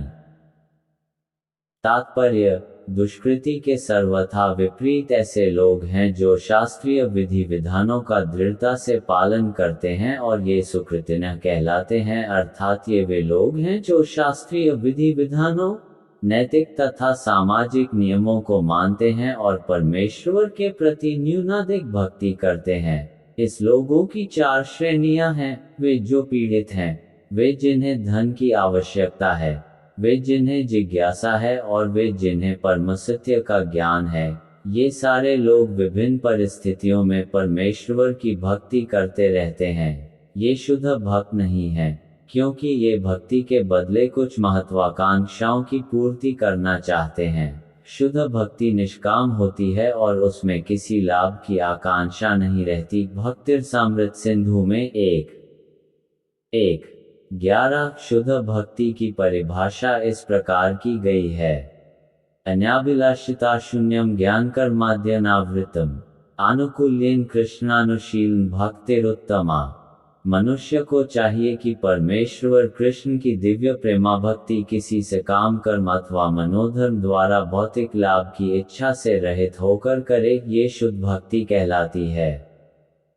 जब ये 4 प्रकार के लोग परमेश्वर के पास भक्ति के लिए आते हैं और शुद्ध भक्त की संगति से पूर्णतया शुद्ध हो जाते हैं, तो ये भी शुद्ध भक्त हो जाते हैं। जहाँ तक दुष्टों, दुष्कृतियों का प्रश्न है, उनके लिए भक्ति दुर्गम है, क्योंकि उनका जीवन स्वार्थपूर्ण, अनियमित तथा निरुद्देश्य होता है। किंतु इनमें से भी कुछ लोग शुद्ध भक्त के संपर्क में आने पर शुद्ध भक्त बन जाते हैं। जो लोग सदैव सकाम कर्मों में व्यस्त रहते हैं, वे संकट के समय भगवान के पास आते हैं और तब वे शुद्ध भक्तों की संगति करते हैं तथा विपत्ति में भगवान के भक्त बन जाते हैं। जो बिल्कुल हताश हैं, वे भी कभी कभी शुद्ध भक्तों की संगति करने आते हैं और ईश्वर के विषय में जानने की जिज्ञासा करते हैं। इसी प्रकार शुष्क चिंतक जब ज्ञान के प्रत्येक क्षेत्र से हताश हो जाते हैं, तो वे कभी कभी ईश्वर को जानना चाहते हैं और वे भगवान की भक्ति करने आते हैं। इस प्रकार ये निराकार ब्रह्म तथा अंतर्यामी परमात्मा के ज्ञान को पार कर जाते हैं और भगवत कृपा से या उनके शुद्ध भक्त की कृपा से उन्हें साकार भगवान का बोध हो जाता है। कुल मिलाकर जब आर्त, जिज्ञासु, ज्ञानी तथा धन की इच्छा रखने वाले समस्त भौतिक इच्छाओं से मुक्त हो जाते हैं और जब वे ये भलीभांति समझ जाते हैं कि भौतिक आसक्ति से आध्यात्मिक उन्नति का कोई सरोकार नहीं है, तो वे शुद्ध भक्त बन जाते हैं। जब तक ऐसी शुद्ध अवस्था प्राप्त नहीं हो लेती, तब तक भगवान की दिव्य सेवा में लगे भक्त सकाम कर्मों में या संसारी ज्ञान की खोज में अनुरक्त रहते हैं। अतः शुद्ध भक्ति की अवस्था तक पहुंचने के लिए मनुष्य को इन सबों को लांघना होता है। तेषा ज्ञानी नित्य युक्त एक भक्तिर विशिष्यते प्रियो ही ज्ञानिनोत्यर्थमः सच मम प्रियः 17। इनमें से जो परम ज्ञानी है और शुद्ध भक्ति में लगा रहता है, वह सर्वश्रेष्ठ है, क्योंकि मैं उसे अत्यंत प्रिय हूँ और वह मुझे प्रिय है। तात्पर्य: भौतिक इच्छाओं के समस्त कल्मश से मुक्त अर्थ। जिज्ञासु, धनहीन तथा ज्ञानी ये सब शुद्ध भक्त बन सकते हैं, किंतु इनमें से जो परम सत्य का ज्ञानी है और भौतिक इच्छाओं से मुक्त होता है वही भगवान का शुद्ध भक्त हो पाता है। इन 4 वर्गों में से जो भक्त ज्ञानी है और साथ ही भक्ति में लगा रहता है, वह भगवान के कथनानुसार सर्वश्रेष्ठ है। ज्ञान की खोज करते रहने से मनुष्य को अनुभूति होती है कि उसका आत्मा उसके भौतिक शरीर से भिन्न है। अधिक उन्नति करने पर उसे निर्विशेष ब्रह्म तथा परमात्मा का ज्ञान होता है। जब वह पूर्णतया शुद्ध हो जाता है तो उसे ईश्वर के नित्य दास के रूप में अपनी स्वाभाविक स्थिति की अनुभूति होती है। इस प्रकार शुद्ध भक्त की संगति में अर्थ, जिज्ञासु, धन का इच्छुक तथा ज्ञानी स्वयं शुद्ध हो जाते हैं, किंतु प्रारंभिक अवस्था में जिस व्यक्ति को परमेश्वर का पूर्ण ज्ञान होता है और साथ ही जो उनकी भक्ति करता रहता है, वह व्यक्ति भगवान को अत्यंत प्रिय होता है। जिसे भगवान की दिव्यता का शुद्ध ज्ञान प्राप्त होता है, वह भक्ति द्वारा इस तरह सुरक्षित रहता है कि भौतिक कल्मश उसे छू भी नहीं पाते। बहुना जन्नामन्ते ज्ञानवान् मां प्रपद्यते, वासुदेवः सर्वमिति स महात्मा सुदुर्लभः 1:9।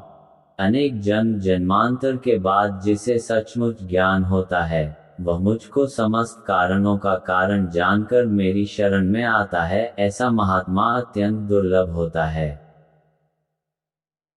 तात्पर्य: भक्ति या दिव्य अनुष्ठानों को करता हुआ जीव अनेक जन्मों के पश्चात इस दिव्य ज्ञान को प्राप्त कर सकता है कि आत्म साक्षात्कार का चरम लक्ष्य श्री भगवान है। आत्म साक्षात्कार के प्रारंभ में जब मनुष्य भौतिकता का परित्याग करने का प्रयत्न करता है तब निर्विशेषवाद की ओर उसका झुकाव हो सकता है, किंतु आगे बढ़ने पर वह ये समझ पाता है कि आध्यात्मिक जीवन में भी कार्य हैं और इन्हीं से भक्ति का विधान होता है। इसकी अनुभूति होने पर वह भगवान के प्रति आसक्त हो जाता है और उनकी शरण ग्रहण कर लेता है। इस अवसर पर वह समझ सकता है कि श्री कृष्ण की कृपा ही सर्वस्व है। वे ही सब कारणों के कारण हैं और यह जगत उनसे स्वतंत्र नहीं है। वह इस भौतिक जगत को आध्यात्मिक विविधताओं का विकृत प्रतिबिंब मानता है और अनुभव करता है कि प्रत्येक वस्तु का परमेश्वर कृष्ण से संबंध है। इस प्रकार वह प्रत्येक वस्तु को वासुदेव श्री कृष्ण से संबंधित समझता है। इस प्रकार की वासुदेवमयी व्यापक दृष्टि होने पर भगवान कृष्ण को परम लक्ष्य मानकर शरणागति प्राप्त होती है। ऐसे शरणागत महात्मा दुर्लभ हैं। इस श्लोक की सुंदर व्याख्या श्वेताश्वतर उपनिषद में 3:14-15 मिलती है। सहस्रशीर्षा पुरुषः सहस्राक्षः सहस्रपात्, स भूमिन् विश्रवतो वृत्यात्यतिष्ठत् दशांगुलम्, पुरुष एवेदं सर्वं यद्भूत यज् भव्यम्, उतामृतत्वस्येषाणो यदन्नेनातिरोहति। छांदोग्य उपनिषद 5:1-15 में कहा गया है, न वै वाचो न चक्षुषी न श्रोत्राणि न मनांसीत्यचक्षते प्राणिति एवाचक्षते हेवैतानि सर्वाणि भवन्ति। जीव के शरीर की बोलने की शक्ति, देखने की शक्ति, सुनने की शक्ति, सोचने की शक्ति ही प्रधान नहीं है। समस्त कार्यों का केंद्र बिंदु तो वह जीवन प्राण है। इसी प्रकार भगवान वासुदेव या भगवान श्री कृष्ण ही समस्त पदार्थों में मूल सत्ता हैं। इस देह में बोलने, देखने, सुनने तथा सोचने आदि की शक्तियां हैं, किंतु यदि वे भगवान से संबंधित न हो तो सभी व्यर्थ हैं। वासुदेव सर्वव्यापी हैं और प्रत्येक वस्तु वासुदेव है। अतः भक्त पूर्ण ज्ञान में रहकर शरण ग्रहण करता है। तुलनार्थ भगवद गीता 7:17 तथा 11:40। कामस्तैस्तहृत ज्ञानाः प्रपद्यन्ते देवताः, तम तम नियममास्थाय प्रकृत्या नियताः स्वया 20। जिनकी बुद्धि भौतिक इच्छाओं द्वारा मारी गई है, वे देवताओं की शरण में जाते हैं और वे अपने अपने स्वभाव के अनुसार पूजा विशेष विधि विधानों का पालन करते हैं। तात्पर्य, जो समस्त भौतिक कल्मश से मुक्त हो चुके हैं, वे भगवान की शरण ग्रहण करते हैं और उनकी भक्ति में तत्पर होते हैं। जब तक भौतिक कल्मश धुल नहीं जाता, तब तक वे स्वभावतः भक्त रहते हैं, किंतु जो भौतिक इच्छाओं के होते हुए भी भगवान की ओर उन्मुख होते हैं, वे बहिरंग द्वारा आकृष्ट नहीं होते, चूंकि वे सही उद्देश्य की ओर अग्रसर होते हैं। अतः वे शीघ्र ही सारी भौतिक कामेच्छाओं से मुक्त हो जाते हैं। श्रीमद् भागवत में कहा गया है कि मनुष्य को चाहिए कि स्वयं को वासुदेव के प्रति समर्पित करे और उनकी पूजा करे, चाहे वह भौतिक इच्छाओं से रहित हो या भौतिक इच्छाओं से पूरित हो या भौतिक कल्मश से मुक्ति चाहता हो, जैसा कि भागवत में 2:3-10 कहा गया है। अकामः सर्वकामो वा मोक्षकामुदारधीः तीव्रेण भक्तियोगेन यजेत पुरुषं परम। जो अल्पज्ञ हैं और जिन्होंने अपनी आध्यात्मिक चेतना खो दी है, वे भौतिक इच्छाओं की अविलंब पूर्ति के लिए देवताओं की शरण में जाते हैं। सामान्यतः ऐसे लोग भगवान की शरण में नहीं जाते, क्योंकि वे निम्नतर गुणों वाले रजो तथा तमोगुणी होते हैं। अतः वे विभिन्न देवताओं की पूजा करते हैं। वे पूजा के विधि विधानों का पालन करने में ही प्रसन्न रहते हैं। देवताओं के पूजक छोटी छोटी इच्छाओं के द्वारा प्रेरित होते हैं और यह नहीं जानते कि वैदिक साहित्य में विभिन्न उद्देश्यों के लिए भिन्न भिन्न देवताओं के पूजन का विधान है। अतः जो भगवत भक्त नहीं है, वे सोचते हैं कि देवता कुछ कार्यों के लिए भगवान से श्रेष्ठ हैं, किंतु शुद्ध भक्त जानता है कि भगवान कृष्ण ही सबके स्वामी हैं। चैतन्य चरितामृत में आदि 5:142 कहा गया है, एकले ईश्वर कृष्ण आर सब भरित्य, केवल भगवान कृष्ण ही स्वामी हैं और अन्य सब दास हैं। फलतः शुद्ध भक्त कभी भी अपनी आवश्यकताओं की पूर्ति के लिए देवताओं के निकट नहीं जाता, वह तो परमेश्वर पर निर्भर रहता है और वे जो कुछ देते हैं उसी में संतुष्ट रहता है। श्लोक 7:21 यो यो यान्यातनु भक्तः श्रद्धयार्चितुमिच्छति तस्य तस्याचला श्रद्धा तामेव विद्धम्यहम्। 21 यह जो याम याम जिस तनुम देवता के रूप को भक्त श्रद्धया श्रद्धा से अर्चितुम पूजा करने के लिए इच्छति इच्छा करता है तस्य उसकी अचलाम स्थिर श्रद्धाम श्रद्धा को ताम उस एव निश्चय ही विद्धामि देता हूँ अहम मैं। तात्पर्य, मैं प्रत्येक जीव के हृदय में परमात्मा स्वरूप स्थित हूँ। जैसे ही कोई किसी देवता की पूजा करने की इच्छा करता है, मैं उसकी श्रद्धा को स्थिर करता हूँ, जिससे वह उसी विशेष देवता की भक्ति कर सके। भावार्थ, ईश्वर ने हर एक को स्वतंत्रता प्रदान की है। अतः यदि कोई पुरुष भौतिक भोग करने का इच्छुक है और इसके लिए देवताओं से सुविधाएं चाहता है, तो प्रत्येक हृदय में परमात्मा स्वरूप स्थित भगवान उसके मनोभावों को जानकर ऐसी सुविधाएं प्रदान करते हैं। समस्त जीवों के परम पिता के रूप में वे उनकी स्वतंत्रता में हस्तक्षेप नहीं करते, अपितु उन्हें सुविधाएं प्रदान करते हैं जिससे वे अपनी भौतिक इच्छाएं पूरी कर सकें। कुछ लोग ये प्रश्न कर सकते हैं कि सर्वशक्तिमान ईश्वर जीवों को ऐसी सुविधाएं प्रदान करके उन्हें माया के पाश में गिरने ही क्यों देते हैं? इसका उत्तर यह है कि यदि परमेश्वर उन्हें ऐसी सुविधाएं प्रदान न करें तो फिर स्वतंत्रता का कोई अर्थ नहीं रह जाता। अतः वे सबों को पूर्ण स्वतंत्रता प्रदान करते हैं, चाहे कोई कुछ करे, किंतु उनका अंतिम उपदेश हमें भगवद गीता में प्राप्त होता है। मनुष्य को चाहिए कि अन्य सारे कार्यों को त्याग कर उनकी शरण में आए, इससे मनुष्य सुखी रहेगा। जीवात्मा तथा देवता दोनों ही परमेश्वर की इच्छा के अधीन हैं।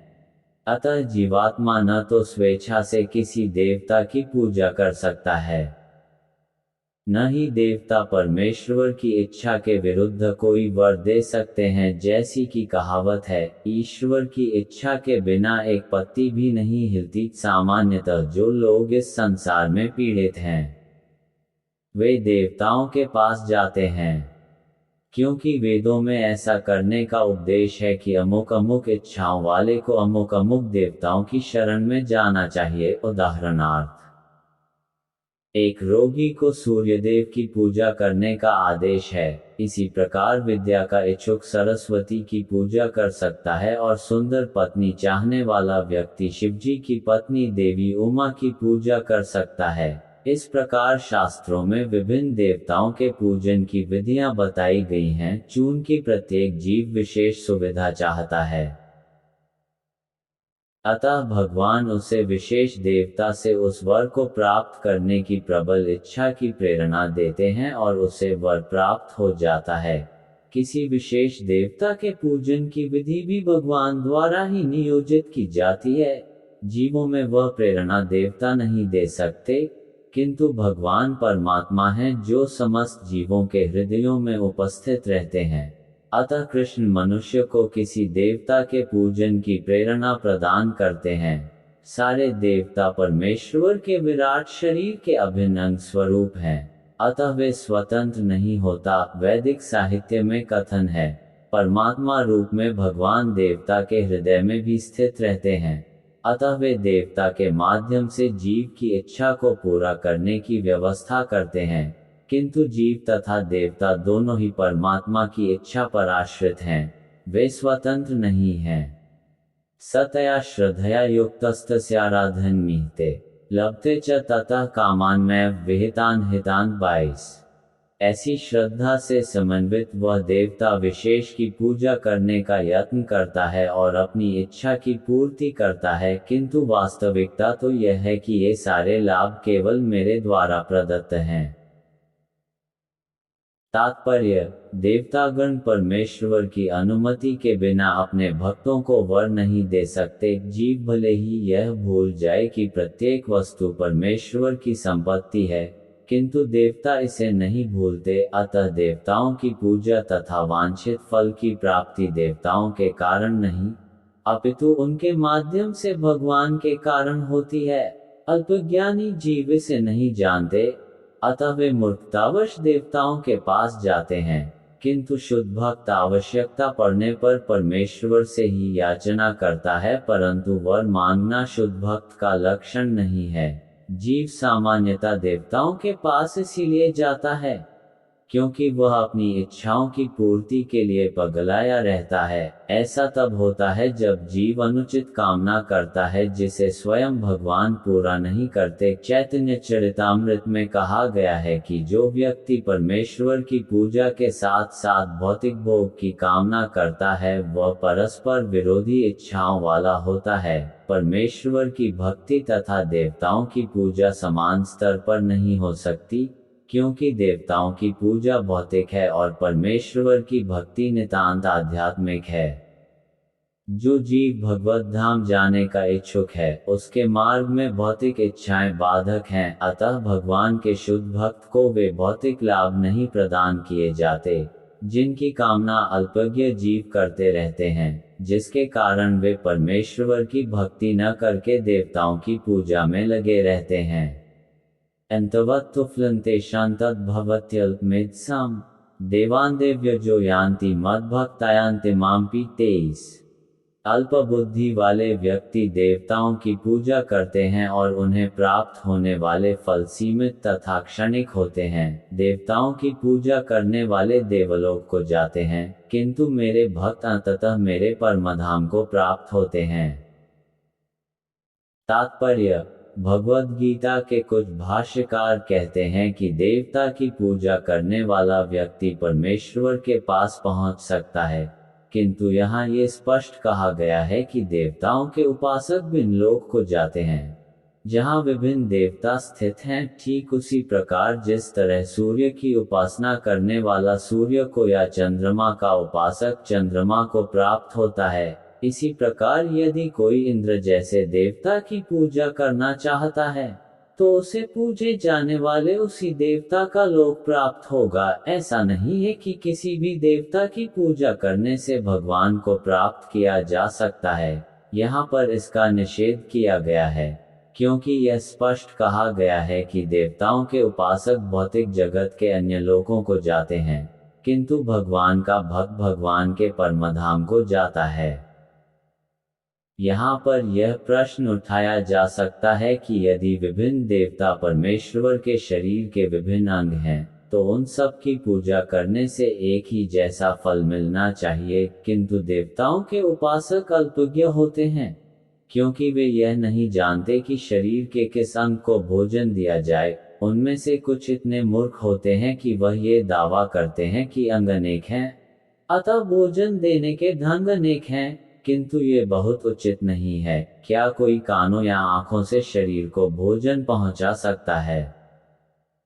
वे यह नहीं जानते कि ये देवता भगवान के विराट शरीर के विभिन्न अंग हैं, और वे अपने अज्ञानवश यह विश्वास कर बैठते हैं कि प्रत्येक देवता पृथक ईश्वर है और परमेश्वर का प्रतियोगी है। न केवल सारे देवता, अपितु सामान्य जीव भी परमेश्वर के अंग अंश हैं। श्रीमद् भागवत में कहा गया है कि ब्राह्मण परमेश्वर के सिर हैं, क्षत्रिय उनकी बाहें हैं, वैश्य उनकी कटी तथा शूद्र उनके पांव हैं, और इन सब के अलग अलग कार्य हैं।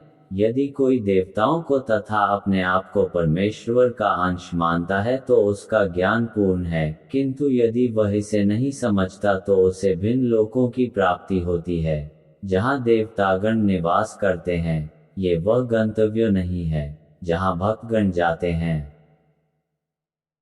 देवताओं से प्राप्त वर नाशवान होते हैं, क्योंकि इस भौतिक जगत के भीतर सारे लोक, सारे देवता तथा उनके सारे उपासक नाशवान हैं। अतः इस श्लोक में स्पष्ट कहा गया है कि ऐसे देवताओं की उपासना से प्राप्त होने वाले सारे फल नाशवान होते हैं।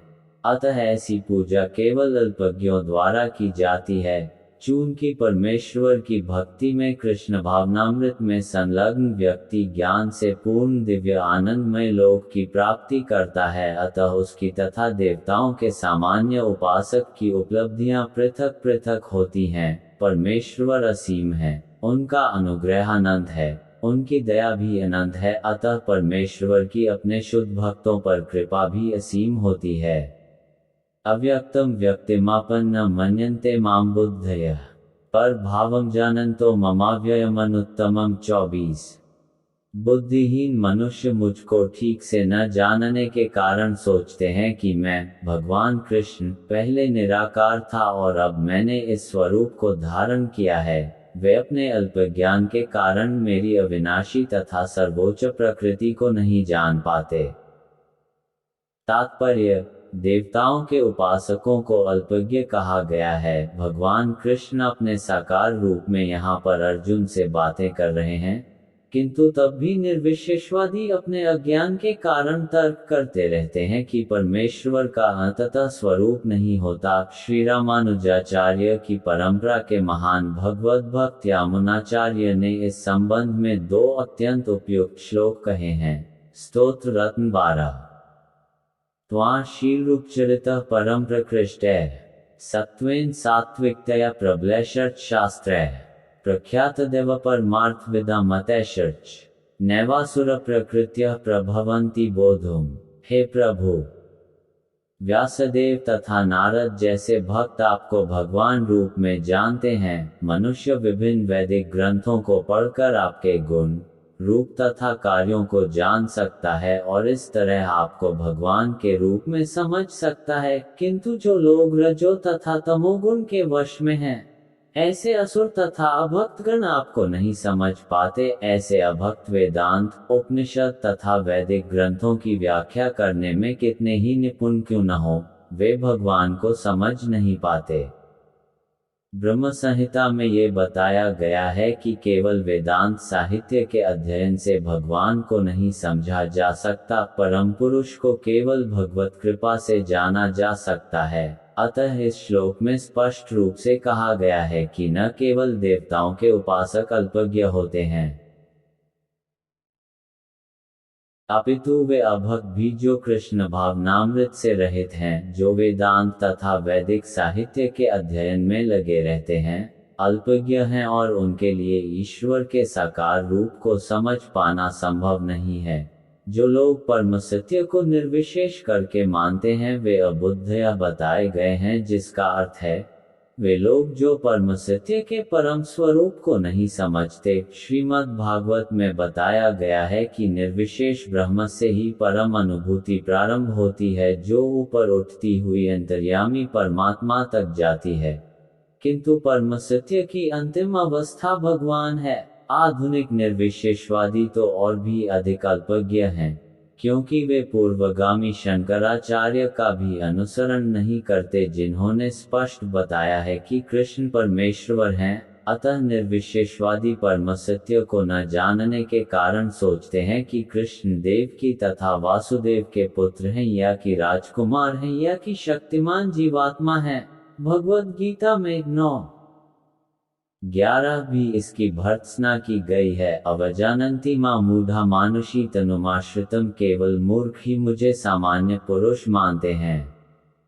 तथ्य तो यह है कि कोई बिना भक्ति के तथा कृष्ण भावनामृत विकसित किए बिना कृष्ण को नहीं समझ सकता। इसकी पुष्टि भागवत में 10:14-29 हुई है। अथापि ते देव पदाम्बुजद्वय प्रसादलेशानुगृहीत एवहि जानाति तत्वं भगवन् महिन्मो न चान्य एकोपि चिरविचिन्वन्। हे प्रभु, यदि कोई आपके चरण कमलों की रंच मात्र भी कृपा प्राप्त कर लेता है तो वह आपकी महानता को समझ सकता है, किंतु जो लोग भगवान को समझने के लिए मानसिक कल्पना करते हैं वे वेदों का वर्षों तक अध्ययन करके भी नहीं समझ पाते। कोई न तो मनोधर्म द्वारा न ही वैदिक साहित्य की व्याख्या द्वारा भगवान कृष्ण या उनके रूप को समझ सकता है। भक्ति के द्वारा कि उन्हें समझा जा सकता है। जब मनुष्य हरे कृष्ण कृष्ण कृष्ण हरे हरे, हरे राम राम राम हरे हरे, इस महानतम जप से प्रारंभ करके कृष्ण भावनामृत में पूर्णतया तन्मय हो जाता है, तभी वह भगवान को समझ सकता है। अभक्त निर्विशेषवादी मानते हैं कि भगवान कृष्ण का शरीर इसी भौतिक प्रकृति का बना है और उनके कार्य, उनका रूप इत्यादि सभी माया हैं। ये निर्विशेषवादी मायावादी कहलाते हैं। ये परम सत्य को नहीं जानते। 20वें श्लोक से स्पष्ट है, कामस्तस्तर्हृत ज्ञानाः प्रपद्यन्ते देवता। जो लोग काम इच्छाओं से अंधे हैं वे अन्य देवताओं की शरण में जाते हैं। ये स्वीकार किया गया है कि भगवान के अतिरिक्त अन्य देवता भी हैं, जिनके अपने अपने लोक हैं और भगवान का भी अपना लोक है। जैसा कि 23वें श्लोक में कहा गया है, देवान देवजयो यान्ति भक्ता यान्ति माम्पि। देवताओं के उपासक उनके लोकों को जाते हैं और जो कृष्ण के भक्त हैं वे कृष्ण लोक को जाते हैं। किंतु तो भी मूर्ख मायावादी यह मानते हैं कि भगवान निर्विशेष हैं और ये विभिन्न रूप उन पर ऊपर से थोपे गए हैं। क्या गीता के अध्ययन से ऐसा प्रतीत होता है कि देवता तथा उनके धाम निर्विशेष हैं? स्पष्ट है कि न तो देवतागण न ही कृष्ण निर्विशेष हैं, वे सभी व्यक्ति हैं। भगवान कृष्ण परमेश्वर हैं, उनका अपना लोक है और देवताओं के भी अपने अपने लोक हैं। अतः यह अद्वैतवादी तर्क की परम सत्य निर्विशेष है और रूप ऊपर से थोपा आरोपित हुआ है, सत्य नहीं उतरता। यहाँ स्पष्ट बताया गया है कि यह ऊपर से थोपा हुआ नहीं है। भगवद गीता से हम स्पष्टतया समझ सकते हैं कि देवताओं के रूप तथा परमेश्वर का स्वरूप साथ साथ विद्यमान है और भगवान कृष्ण सच्चिदानंद रूप हैं। वेद भी पुष्टि करते हैं कि परम सत्य आनंदमयोभ्यासात्, अर्थात वे स्वभाव से ही आनंदमय हैं और वे अनंत शुभ गुणों के आगार हैं। गीता में भगवान कहते हैं कि यद्यपि वे अजन्मा हैं तो भी वे प्रकट होते हैं। भगवद गीता से हम इस सारे तथ्यों को जान सकते हैं। अतः हम यह नहीं समझ पाते कि भगवान किस तरह निर्विशेष हैं। जहां तक गीता के कथन हैं, उनके अनुसार निर्विशेषवादी अद्वैतवादियों का यह आरोपित सिद्धांत मिथ्या है। यहाँ स्पष्ट है कि परम सत्य भगवान कृष्ण के रूप और व्यक्तित्व दोनों हैं।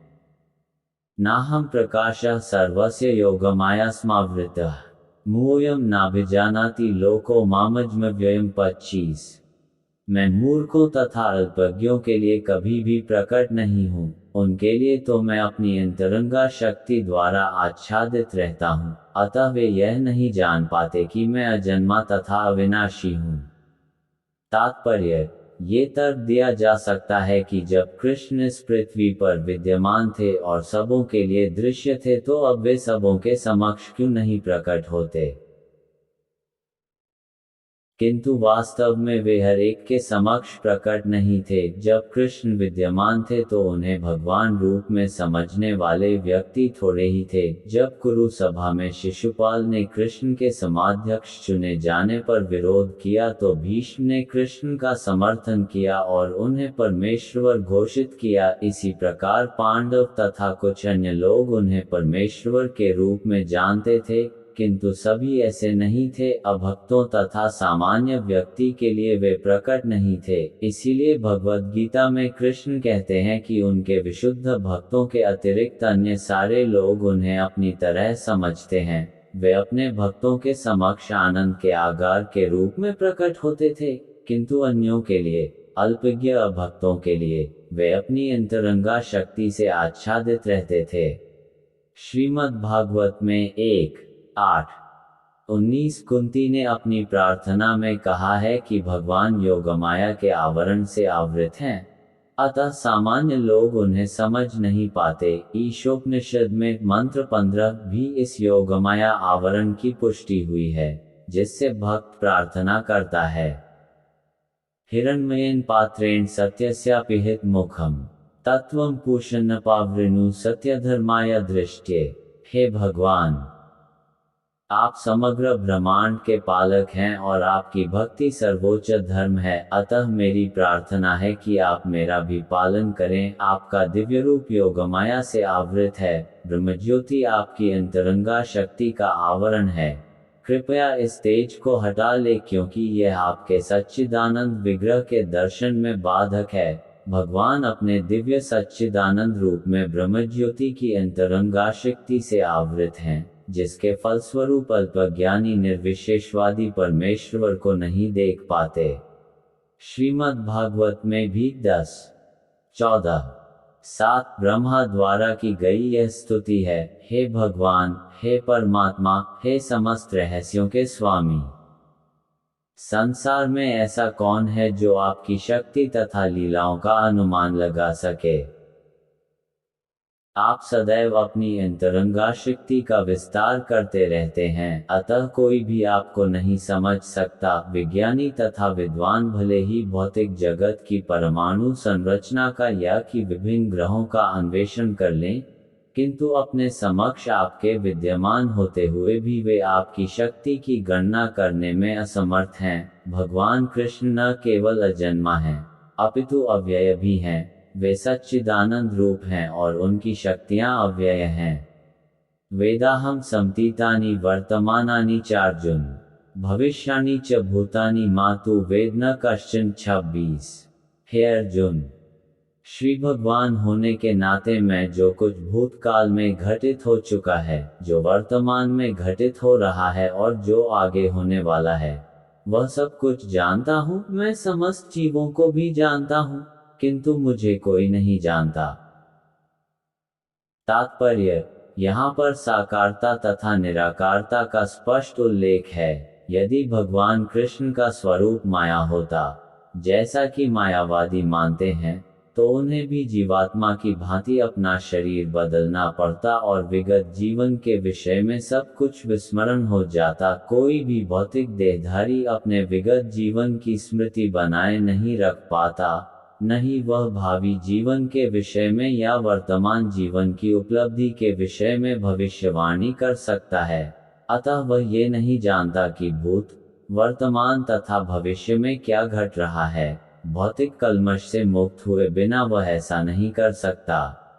सामान्य मनुष्यों से भिन्न भगवान कृष्ण स्पष्ट कहते हैं कि वे ये भली भांति जानते हैं कि भूतकाल में क्या घटा, वर्तमान में क्या हो रहा है और भविष्य में क्या होने वाला है, लेकिन सामान्य मनुष्य ऐसा नहीं जानते हैं। चतुर्थ अध्याय में हम देख चुके हैं कि लाखों वर्ष पूर्व उन्होंने सूर्यदेव विवस्वान को जो उपदेश दिया था वह उन्हें स्मरण है। कृष्ण प्रत्येक जीव को जानते हैं क्योंकि वे सबों के हृदय में परमात्मा रूप में स्थित हैं, किंतु अल्पज्ञानी प्रत्येक जीव के हृदय में परमात्मा रूप में स्थित होने तथा श्री भगवान के रूप में उपस्थित रहने पर भी श्री कृष्ण को परम पुरुष के रूप में नहीं जान पाते।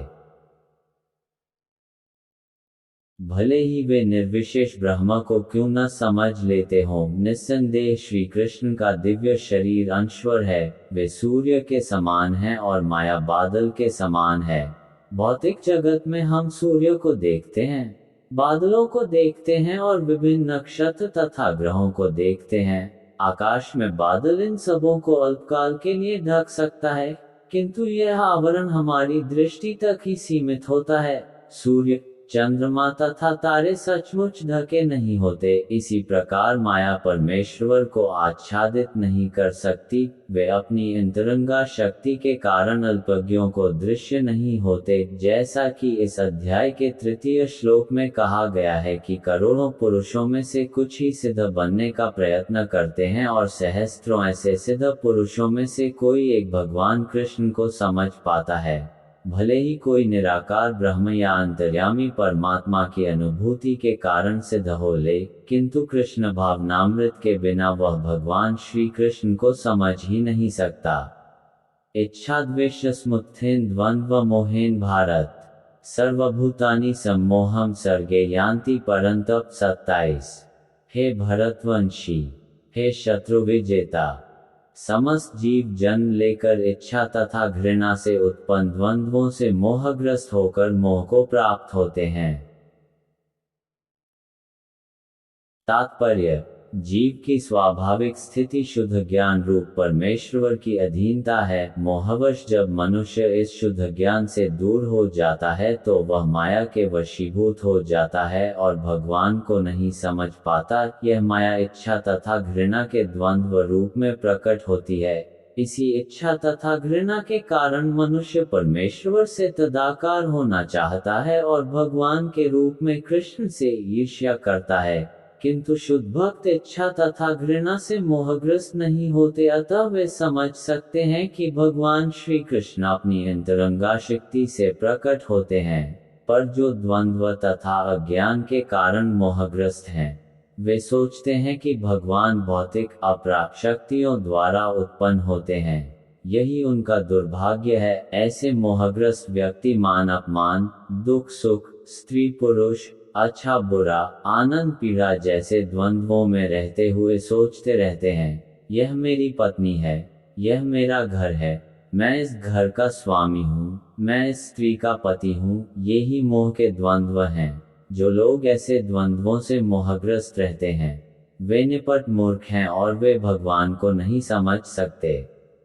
येषां त्वन्तगतं पापं जनाना पुण्यकर्मणाम् ते द्वंद्व मोह निर्मुक्ता भजन्ते मां दृव्रता। 28।